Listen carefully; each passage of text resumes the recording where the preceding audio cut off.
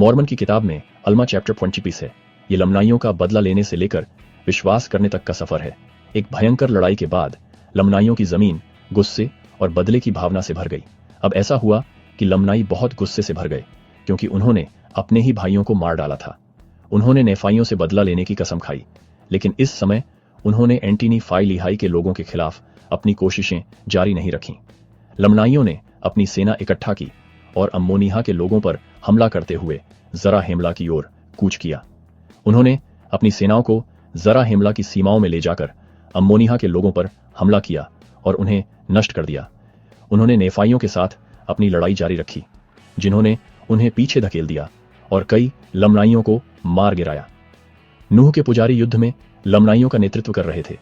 मारे गए लोगों में नूह के पुजारियों अमूलोन के लगभग सभी वंशज थे, जिन्हें नेफाइयों ने नष्ट कर दिया था। बचे हुए कुछ पुजारी बचने के लिए जंगल में भाग गए। जंगल में कई लमनाइयों को हारून और उसके भाइयों की बातें याद आने लगीं। उन्होंने बहुत कष्ट सहे थे और जब उन्होंने उनकी शिक्षाओं पर विचार किया तो वे प्रभु में विश्वास करने लगे। उन्होंने अपने पूर्वजों की परंपराओं का पालन करना छोड़ दिया और ईसा मसीह में विश्वास को अपना लिया। लेकिन जो लोग विश्वास करते थे, उनका अमूलोन के वंशज शासकों द्वारा शिकार किया गया।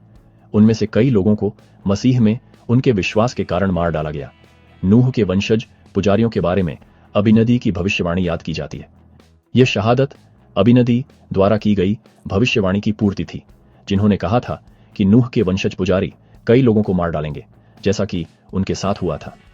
अबीनदी ने भविष्यवाणी की थी कि उन्हें बिना चरवाहे की भेड़ों की तरह भगाया और मार डाला जाएगा। जब लमनाइयों को एहसास हुआ कि वे नेफाइयों पर काबू नहीं पा सकते, तो वे अपने देश लौट गए। उनमें से कई लोगों ने अपने पुराने रास्ते छोड़ दिए और एंटीनी फाई लिहाई के लोगों के साथ मिल गए, सुसमाचार की शिक्षाओं को अपनाया और अपने युद्ध के हथियारों को दफना दिया। इन नए विश्वासियों ने मूसा की व्यवस्था को मोक्ष के मार्ग के रूप में नहीं, बल्कि मसीह में अपने विश्वास को मजबूत करने के तरीके के रूप में माना। उनका मानना था कि व्यवस्था आने वाले उद्धारकर्ता का एक प्रकार थी और वे बड़ी उत्सुकता से उसके आने की प्रतीक्षा कर रहे थे। अम्मोन, हारून, ओमनर, हिमनाय और उनके भाई बहुत खुश हुए, क्योंकि प्रभु ने उनकी प्रार्थनाओं को स्वीकार किया था और हर तरह से अपने वचन को पूरा किया था। उनके प्रयासों से कई लमनाई मसीह के पास आए और उनका आनंद बहुत बड़ा था। और यह है लमनाइयों का अद्भुत सफर।